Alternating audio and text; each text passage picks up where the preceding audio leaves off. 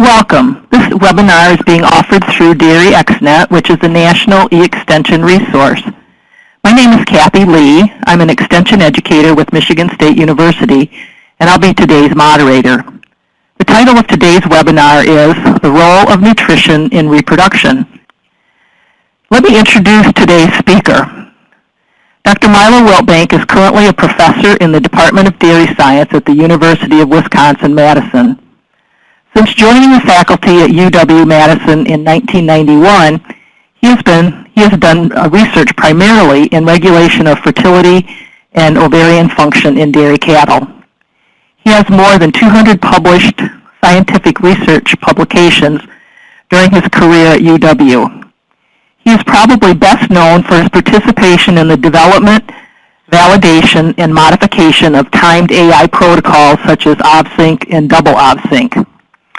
Dr. Wiltbank also has trained scientists from around the world in his laboratory and has worked with scientists and veterinarians in many countries to develop programs that work in the unique situation that they encounter in their countries. Okay, thank you very much, Kathy. It's a real honor to be able to be part of this webinar. So I've got a number of authors here on this particular presentation because a number of us work together on this.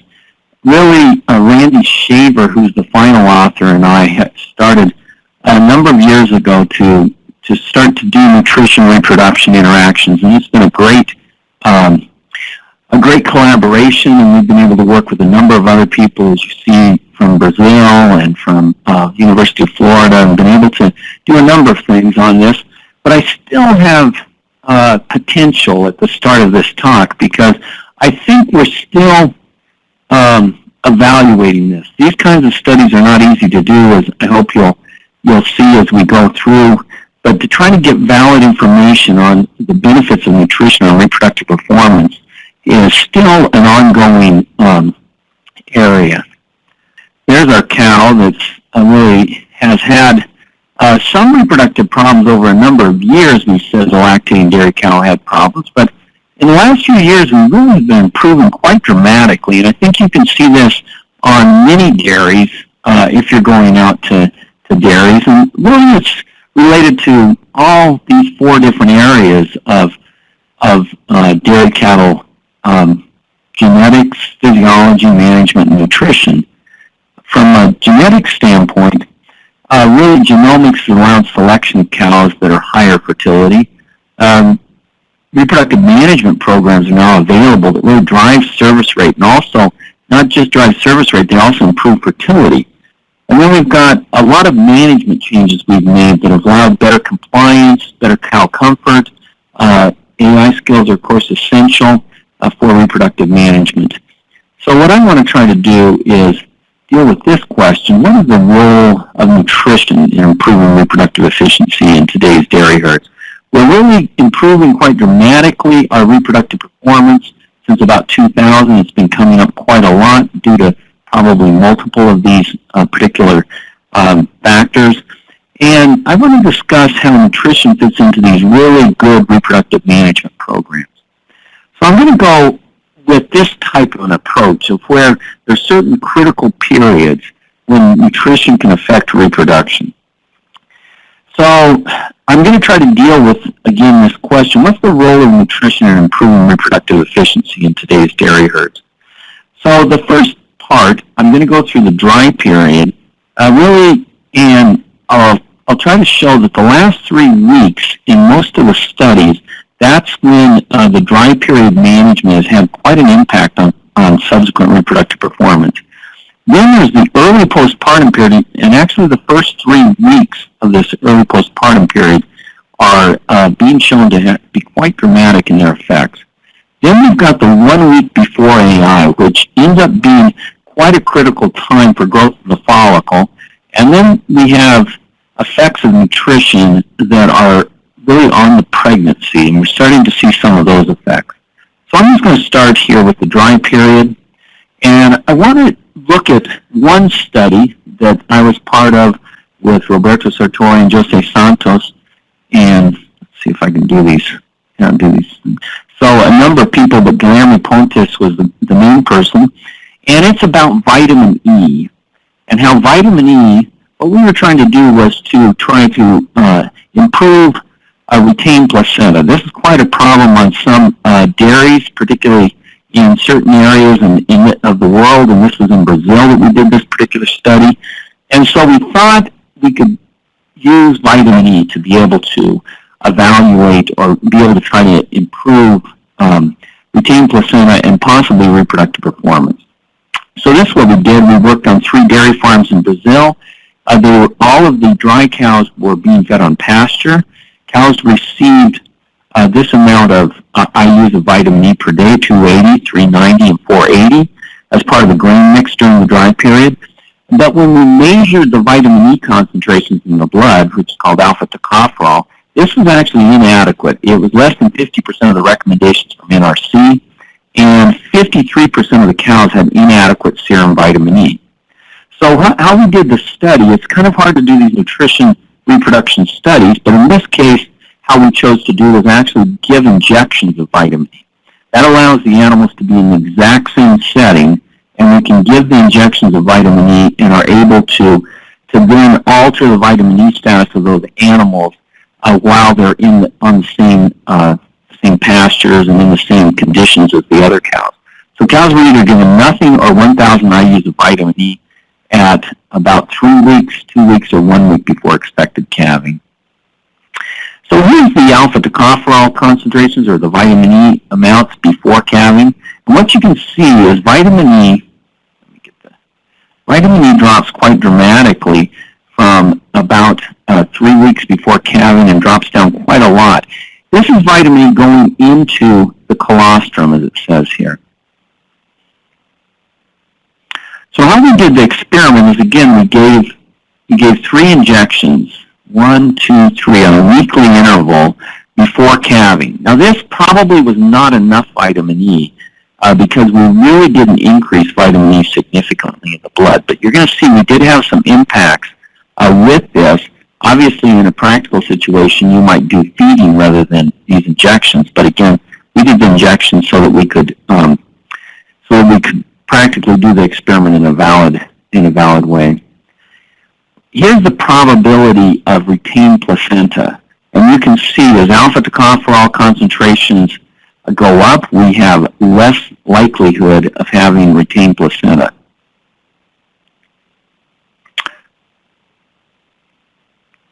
So cows with lower vitamin E had a higher probability of retained fetal membranes. So what happened with the treatments? Well, first, let me just do it this way.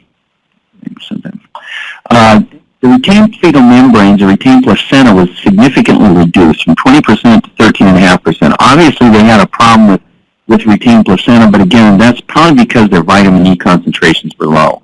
Now, one really interesting thing that we found was stillbirth rate was dramatically reduced by supplementing vitamin E. So this suggests that stillbirth is also related probably to the placenta and probably to the vitamin E and immune status of the animal. So this was an intriguing result to us. We didn't have any effect, if you look down at the bottom, there was no effect, let's see, how do I get that thing? Okay, no effect on, I can't seem to move my pointer. Anyway, no effect on milk production, as you can see at the bottom. Here is the reproductive performance, and, okay, here we go. You can see days to first AI were not different. They were they were going through a timed AI protocol, but the conception rate, particularly when we did the pregnancy diagnosis at 62 days, the 31-day wasn't different, but at 62 days, it tended to be different, and the pregnancy loss was significantly different between the groups, with vitamin E reducing the pregnancy loss quite a lot. And if we looked at the conception rates to all AI, it was significantly higher with the vitamin E. So that was the key result related to reproductive performance. So somehow, by supplementing vitamin E, we had both reduced retained placenta, reduced stillbirth rate, and reduced pregnancy loss. and somewhat improved fertility also. Now here's another study that I found, which was from University of Illinois, and Phil Cardoso did an evaluation of prepartum nutritional strategy, and it was a retrospective evaluation of 7 previous studies that were fed either controlled energy or high energy diets during the far-off and close-up dry period. The far-off dry period nutrition did not have an effect, but the close-up dry period did, and I'll show those results. So these are the results from the controlled energy versus the high energy diet. The days to first AI were not different, but the days from calving to pregnancy were reduced by 10 days in the animals fed the controlled energy diet rather than the high energy diet.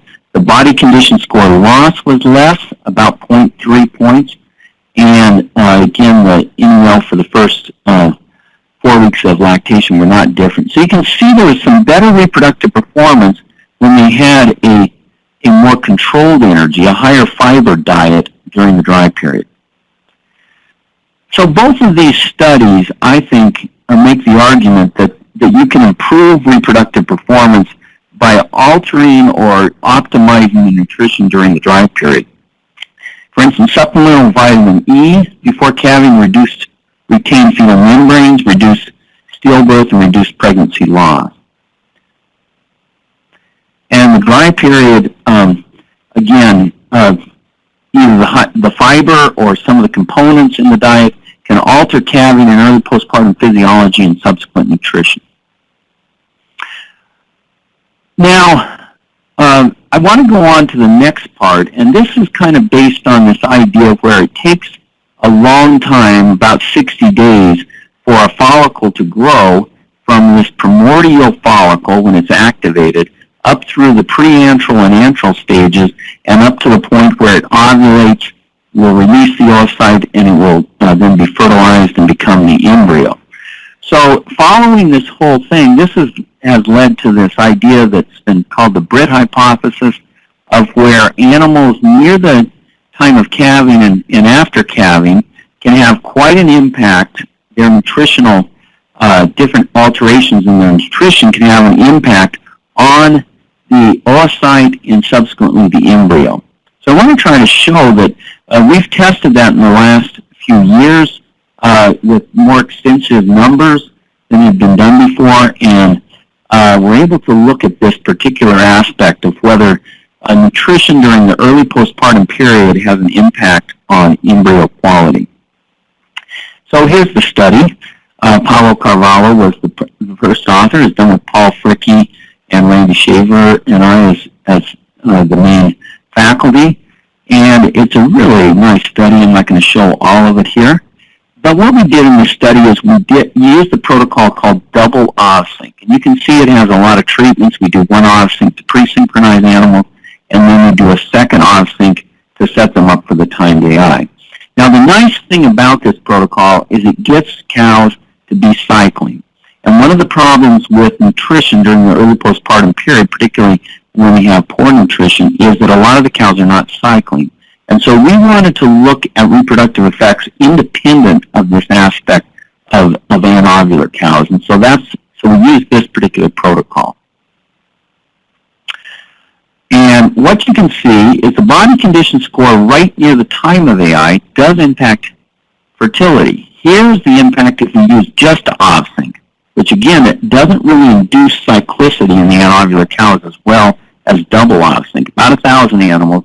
What you can see is that as animals get below 2.75 body condition score, they dramatically drop about half the fertility to the protocol.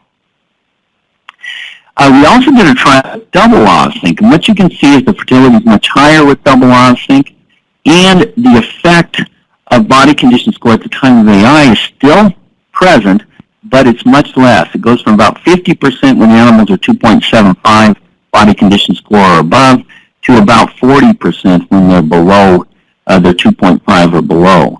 So again, we do get rid of some of the problems with anovular cows, but there seems to still be an effect of the body condition score at the time, even though it's much less than it is in other situations.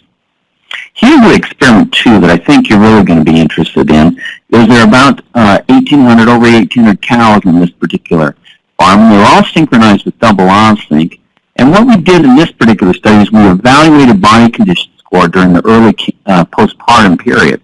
So in this case, we evaluated it at calving and at 21 days after calving. That's when most of the changes in body condition score happen. I'll show that in the next slides. But again, calving to 21 days, and we evaluated the body condition score change during this time period. Well, about 42% of them lost body condition. About 36% maintained body condition score, again, between calving and 21 days. This was kind of unusual because everyone says they all lose body condition score, but when we use these improved dry period management strategies, we seem to be able to maintain body condition score, and there were actually 22% of the animals that gained body condition score in these first 21 days after calving. So almost 50% of the animals did not lose body condition, a little over 50% did not lose body condition score in this particular study. Here's how the fertility came out, and it's just incredible. The animals that gained body condition score had a really amazing fertility, and then it dropped down from there. This is at the 40-day pregnancy diagnosis, or the same thing at the 70-day pregnancy diagnosis. And in subsequent studies that we've done with this, we continue to have really high fertility in these animals that gain body condition. Maintaining body condition has generally come up, but these animals that lose body condition score, again, have reduced fertility even to these optimized protocols. Now, this is the third experiment we did where we really tried to test that idea that I gave you at the first about the embryo. And so what we did in this experiment is we weighed the animals weekly after calving. And again, we then divided them into quartiles. So the first quartile had animals that you can see gained body condition. So the second, yeah, here it comes up. So the first quartile had about a 4% gain in body weight. The second quartile had no change. Then we had a quartile that had about 4% loss of body weight, and then a quartile that lost, again, it's almost all happening in the first 3 weeks, but lost about 8% of body weight. So now we tested that hypothesis by superovulating the animals and looking at embryos. This is the only way we're able to get enough embryos to evaluate at this day 7 time period to see if really that hypothesis is correct. Are there, in fact, effects of body condition score change, or in this case, body weight change, on the embryo quality? We had 560 embryos that we evaluated from these 4 different groups in this study. And here's how the data came out. The superovulatory response was identical or wasn't significantly different between the 4 quartiles. Again, this is the quartile that lost the most weight. This lost 4% of body weight, maintained or gained body weight. The fertilization was not different, so they were fertilized at the same rate. But now, as we start to go down into the embryo quality, that's where the big differences come out. So you can see here, for instance, degenerate, almost 50% of the animals that had lost the body condition score had degenerate embryos, whereas in the other categories, it was usually around 20%. So we had a lot of degenerate embryos, really in support of that hypothesis that we were talking about of where the body weight changes early postpartum can affect subsequent embryo quality.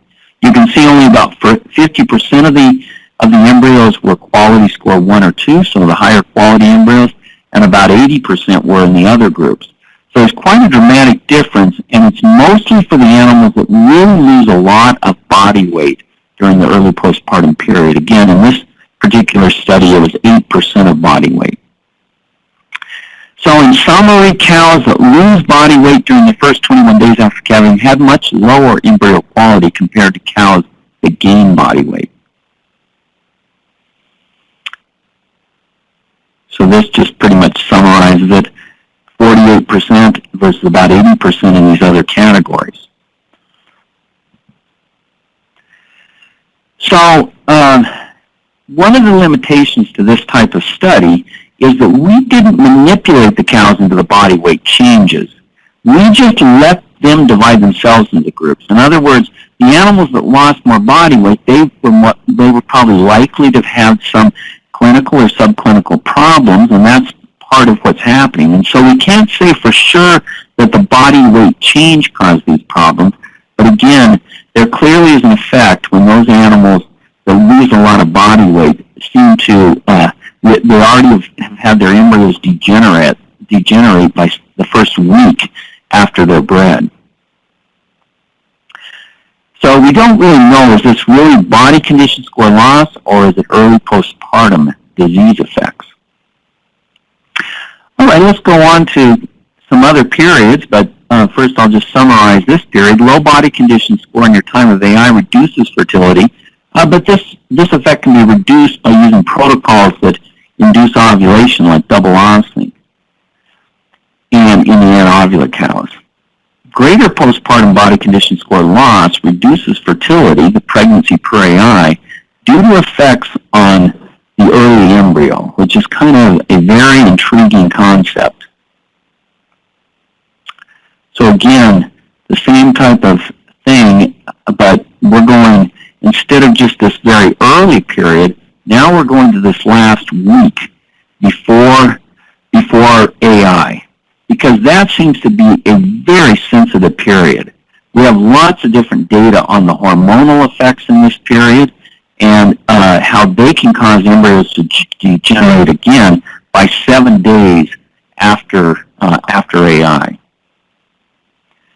So how long the follicle stays, so the duration of follicle dominance can cause dramatic effects on fertility.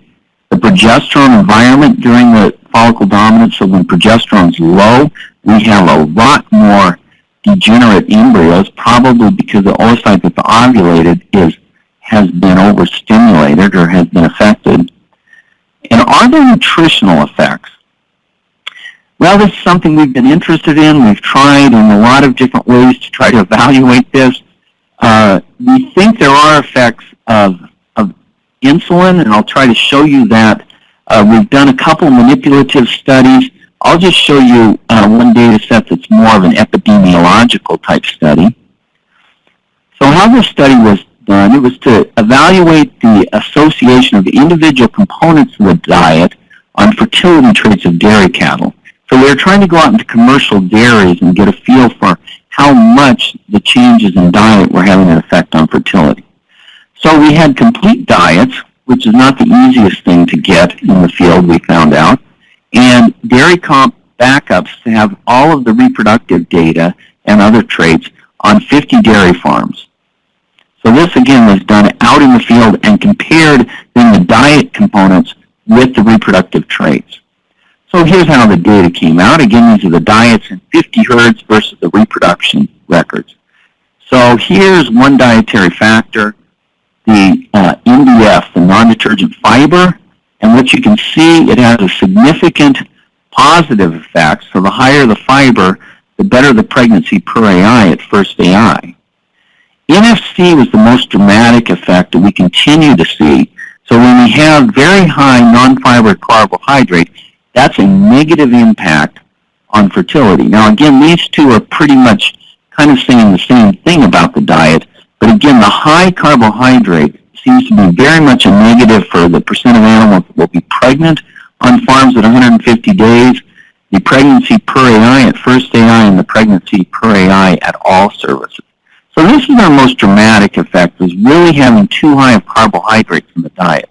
And I think I show a graph of that. Starch is the same type of thing, again, a negative effect. And here's the graph. You can see the R value here, the pregnancy per AI at first AI versus the NFC in the diet. And you can see the herds are not all on this line as you would as you'd anticipate, but again, there's this negative effect as NFC goes up. There seems to be reduced pregnancy per AI at first AI. Now, some of the other components we had, particularly one that we're really interested in, is this methionine. So we had a positive impact, it looks like, a fat on pregnancy per AI at first AI. Lysine, there was no effect, but methionine, percent of metabolizable protein, tended to have an effect on percent pregnant at 150 days, but didn't really have an impact on the pregnancy per AI at the 32-day pregnancy diagnosis. Well, what we found out is this methionine effect, as we've continued to follow up with manipulative studies, it seems to be impacting the pregnancy loss, and that's why we're seeing an effect on percent pregnant, but not on the 32-day preg check results. So before I go on to that pregnancy effect and look at that, I'll just summarize this pre-AI, the 1 week before AI. Too high of carbohydrates in the diet reduces pregnancy per AI, and it looks from some of our manipulative studies it's due to an elevated insulin concentration in the blood, and this seems to have a negative impact. Fat, and particularly polyunsaturated fatty acids, can improve pregnancy per AI based on a lot of different studies. And methionine in the diet seem to improve reproductive efficiency, and we continue to see this effect in some of our manipulative studies. So I'm going to show you one of those at this time. So the one thing that some of these nutritional components can do is they can actually change the what we call the epigenomics. So they put groups on, particularly methyl groups, onto the DNA or onto some of the proteins, the histones that are part of the DNA. So they don't change the genetics, but they change what we call the epigenomics, and they're due to nutrition. So here's the experiment we've done is really with methionine, and you can see methionine has this methyl group at the end, and this methyl group then can be attached to the DNA, and it actually turns off gene expression. Or it can be attached to the histones, and it really stops abnormal gene expression, at least if methionine is limiting and you get methionine to normal levels. There may be a point where it's too high, but in general, it seems to be a positive, and again, it's probably because of some of these epigenomic effects, potentially, of methionine. Here's the experiment we did. We had Holstein cows. They were milked twice daily. Cows were blocked by parity and randomly assigned to two groups. They either received lumen-protected methionine at 2.34% of metabolizable protein, or the control diet had 1.87%. Now let me show you how we did that, because to get this number of animals in a study is kind of difficult. So we worked on a commercial dairy, and this is the student that's doing the study, Mateus Toledo. And what he did was every day he came out and supplemented the animals either with a control, which was dry distiller's grain supplement, or with dry distiller's grain with smartamine. So here was the lumen-protected methionine, which had 21.2 grams of smartamine M plus 38.8 grams of dry distiller's grain. So he would supplement this every day to individual cows during all this time period, from 30 days in milk to 126 days in milk. So this was a way that we chose to try to change the methionine concentrations in this study. And here's some of the things we measured. We measured quite a few things. As you can imagine, we AI'd in this time period, 61 to 68 days, after a double off-sync protocol. We did preg checks at 28, 32, 33 days we actually evaluated the size of the embryo, 47 days and 61 days. So we did a lot of pregnancy diagnosis to try to evaluate this, because that's what we're finding is that the methionine is having an effect on pregnancy loss. So I'll kind of show you how the results come out. The first thing is, here's the size of the embryo. So we measured the amniotic vesicle. So this is the fluid that's around the embryo. And what you can see is the first lactation cows, there's really no difference between control and the animals that receive methionine. They seem to be sufficient. But the older cows, the multiparous cows, have a significant increase in the size of the amniotic vesicle, up to where they're back to kind of normal or back to what the values are on day 33 for the permiparous cow. So it seems that the control cows are lacking some methionine to be able to grow the embryo sufficiently. We also measured the embryo itself with crown rump length and abdominal diameter and the ellipsoid volume of the embryo, and kind of the same types of things. We really didn't have much of an effect in the first lactation cows, but we had quite a dramatic effect on some of these parameters, abdominal diameter and the volume of the embryo, when we supplemented, again, rumen-protected methionine. So we came back up to higher levels when we had rumen-protected methionine.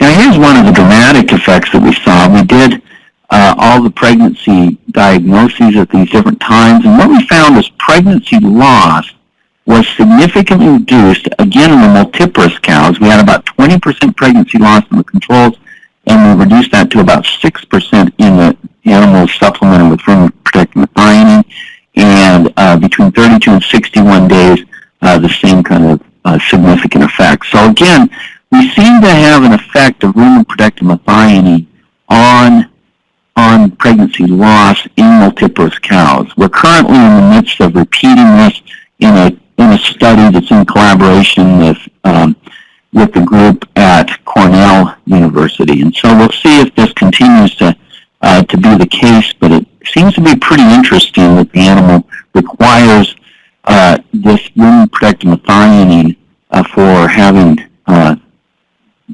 lower pregnancy loss. So again, just to summarize this, we want to improve the nutrition in this dry period, such as vitamin E can be lacking sometimes, particularly herds maybe that think they have enough vitamin E because they're just grazing animals. Also lower energy or not the high energy dry period diet. So during this last 3 weeks, there seems to be some impact. During this early postpartum period, the first 3 weeks after calving, if we can reduce postpartum body condition score loss, it seems like that's going to be quite a positive for the embryo. Actually, just by day 7, it's already having an impact if we have a lot of body condition score loss.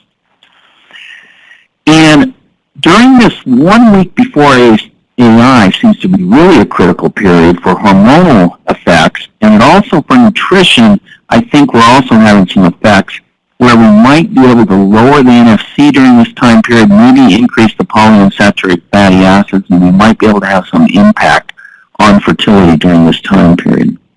And finally, we should optimize the amino acids to reduce pregnancy loss, and we looked at that actually just with methionine at this point. So I want to thank you for the chance to be able to talk to you today, and I'll take any questions this time. Okay. Thank you very much, Milo. That's a lot of really great information. I have a question for you. Okay. We were talking about vitamin E supplementation, and I think your focus was on the close-up dry cow period. I was just wondering, do you think there's a benefit also for the vitamin E or a role that vitamin E deficiency might play even in the far-off dry cow group, or is the main focus there in the close-up group? Yeah, I'm just going to go back to that. Yeah, I think there is an effect. I think this is really a deficiency, though, Kathy, because I think in the dry period on the 3 herds we were working with, they were on pasture and they weren't supplementing enough. And I think other people do also, because some of the calculations for vitamin E are inaccurate for what pastures are going to provide. And so I think it's more of a problem of an inadequate rather than maybe an effect of going to excesses. And so I think in general in most of our diets in the U.S., we're going to have vitamin E at pretty high levels during the postpartum period and during this other period. I'm not saying that it wouldn't have an effect if we aren't at the right levels, but I think in general we're not deficient, except for maybe during this early time period, maybe because they aren't consuming quite as well. Maybe we're a little bit low in vitamin E. It does look like we're a little bit low in alpha-tocopherol levels during this time period. So there may be some effect. Actually, what you're saying might be correct. So I think vitamin E does have an impact. But again, it's an impact of when it's deficient, the immune system really doesn't work quite as well. So I think if there's any deficiencies, yeah, we should supplement vitamin E. But I don't really think going to excess levels to try to get some of the antioxidant effects of vitamin E are really going to have much impact. That's what making sure the diets are balanced and for recommended levels is the key part here. Yeah, because really in the dry period you should be having 1,000 IUs, and those herds were between 280 and 480 IUs, so they were too low. And again, that's because they were calculating that the pastures would be providing a lot of vitamin E, and it just didn't seem to be happening at the amounts they thought. And I don't know if that's in general, that other people are going to have the same types of problems, but that seems like that seems to be what's happened. So it's really just getting them up to the normal levels. And again, I had the alpha-tocopherol levels there. You can always measure that in the animals, but you're supposed to be getting up into that, above 2.5 micrograms per mil of alpha-tocopherol, and maybe a little bit above that, and so if we measure that in our animals and we're kind of low, then yeah, we need to put more vitamin E. But in general, most herds I think are okay, but may not be in the dry period. I'm kind of worried about some herds during the dry period that don't supplement sufficiently. Okay. You also mentioned the effect of higher non-fiber carbohydrates and having a negative effect on fertility. You mentioned some speculation on the elevated... I'm sorry. Yeah, no, go ahead. Yes, that's right. Okay. And then you mentioned speculation on having elevated levels of insulin, and I just wondered how those elevated levels of insulin would have an impact. Yeah, it's kind of interesting. We've done 2 manipulative studies where we've worked with that, and one of them we did some differences in feeding, and the other one we actually did propylene glycol actually 4 times per day. We drenched them with propylene glycol during that 1 week before AI to try to raise insulin. And we got a pretty dramatic increase in insulin, and had, in that particular study with the propylene glycol, we had quite a dramatic effect on fertilization, which was kind of odd to us. Most times the only effects we've had on fertilization in previous studies has been when we have heat stress. Heat stress really reduces the fertilization by an effect on the oocyte. But high insulin may be affecting the oocyte. But in the other study where we did some changes in feeding, that was an effect on fertilization, but there was also an effect on the early embryo development after. We didn't keep the insulin high during early embryo development, but that pre-AI period had effects on embryo development. So I think insulin is probably impacting the follicle and the oocyte, and maybe impacting its ability to be fertilized, and potentially its ability to be able to develop after that time. And there's some other studies, some pretty good studies in sheep, but some other studies in cattle that would be consistent with that elevated insulin seems to impact the oocyte and the follicle. So I think that's where we're at. It's probably really a focused time period when insulin is negative. Probably if you go earlier than that, it may actually be a positive for growing follicles and things, but it's just during that last week when we seem to be having a negative impact on the oocyte. Okay. Well, thank you very much for expounding on that. Yeah, it's kind of a long story, but it's actually been worked on a lot with human impacts on human medicine because of the diabetes kind of epidemic we have in the human population, and some of the effects of that on fertility.